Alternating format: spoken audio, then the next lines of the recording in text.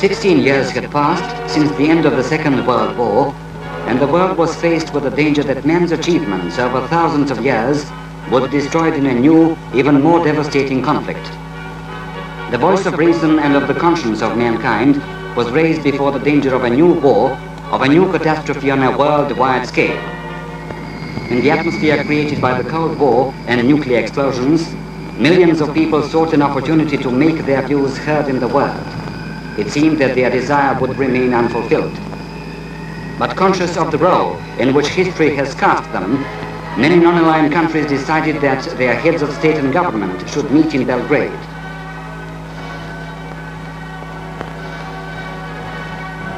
Representatives of states on 4 continents, presidents and prime ministers of 25 big and small countries with differing social systems came to attend the Belgrade Conference of the non-aligned countries. They were all drawn to Belgrade by one desire: to appeal to the world to join the common struggle for the preservation of peace.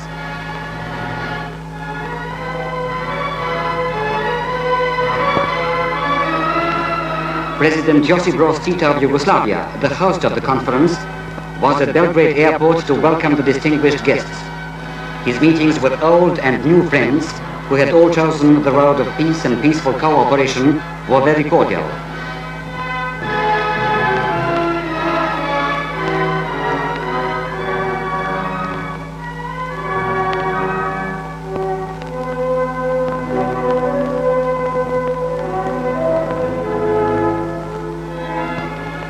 On the 1st of September, there was an air of excitement in the streets of Belgrade and in front of the Federal Parliament building where the conference was to take place.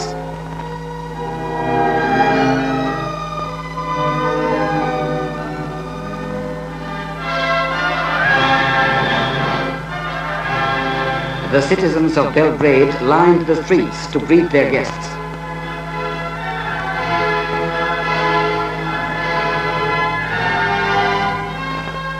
All these smiling people, young and old, were aware that the talks just about to start in their town would open up new prospects and vistas of hope for the anxious world and show that there were ways of averting the dangers threatening mankind.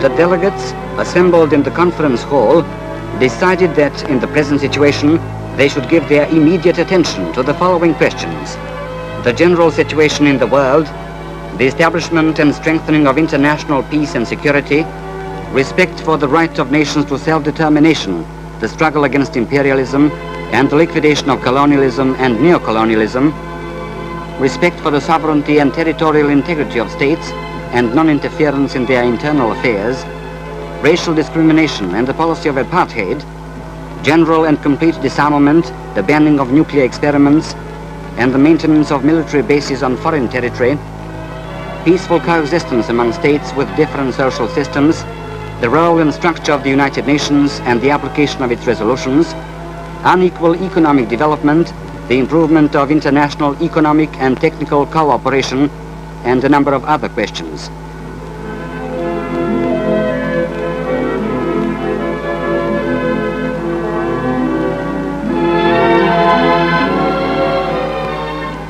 ለገለልተኛ አገሮች በተደረገው ጥሪ መሰረት ነው።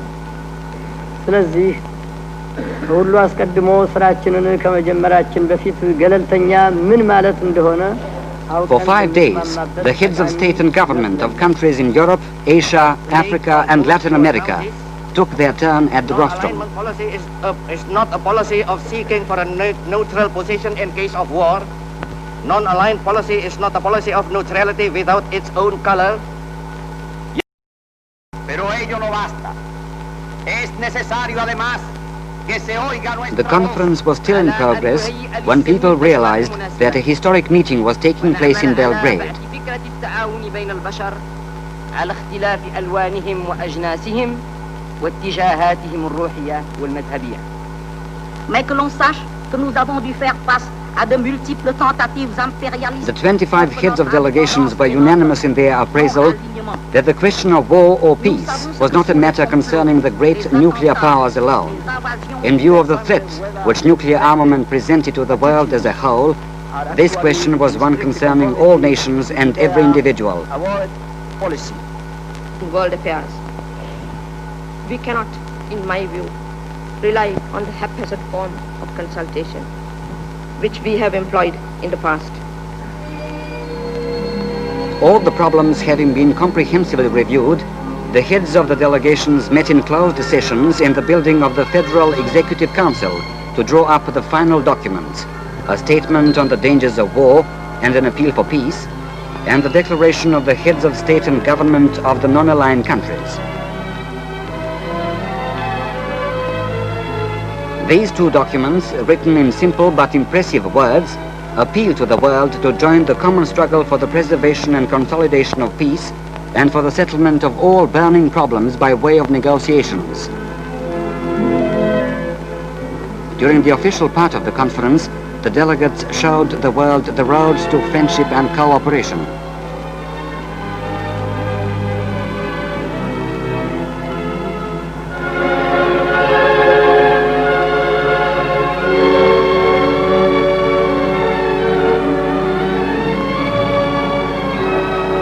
Sincere friendship between the delegates and the need for maintaining close international contacts and for staying outside the existing power blocks found expression during intimate, unofficial meetings and receptions.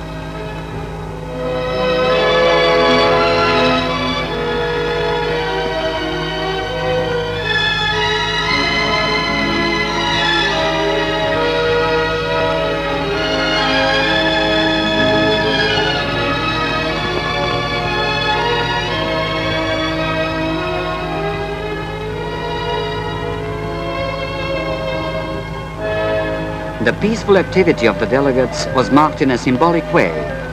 Each head of delegation planted a tree in the new park in front of the building of the Federal Executive Council.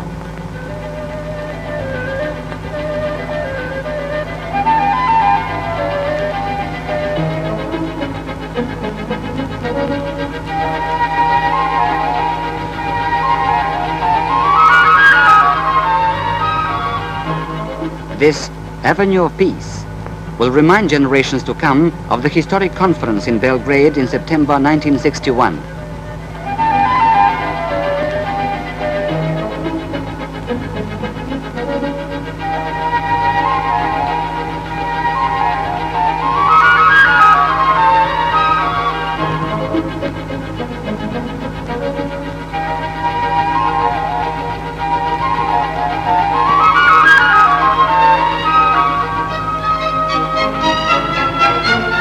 On the fifth day, the delegates met once again to approve the statement on the dangers of war and an appeal for peace, and the declaration of the heads of state and government of the non-aligned countries.